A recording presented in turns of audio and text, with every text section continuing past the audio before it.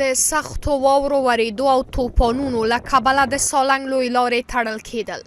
د ټولګټو وزارت اعلان وکړ چې دا لویه لار نن سهار د هر ډول تګ راتګ پر مخ تړل شوې ده.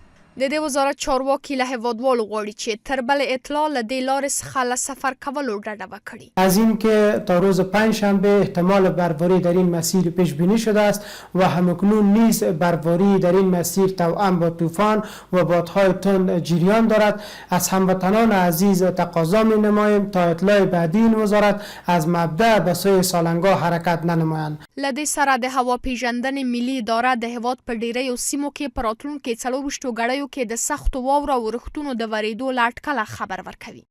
نظر به مدل‌های هواشناسی نشان دهنده که طلوع‌های هوای سرد و وجبات سرد از طرف شمال غرب وارد کشور خواهد گردید که اکثر مناطق تحت پوشش قرار خواهد داد که بیشترین بارگاه در مناطق غربی، شمال غربی، شمال، شمال شرقی، جنوب، جنوب شرقی، شرقی و شمول مناطق مرکزی و سالنگ‌ها به وقوع خواهد پیوست.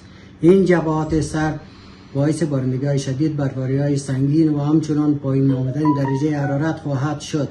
له بلې خوا د طبیعي پیښو سره د مبارزې د چمتووالي د ملي ادارې چارواکي وایي په ټول هیواد کې د طبیعي پیښو له کبله د اټکلیزو خطرونو ته د رسیدنې په موخه ټول چمتووالی نیول شوی دی.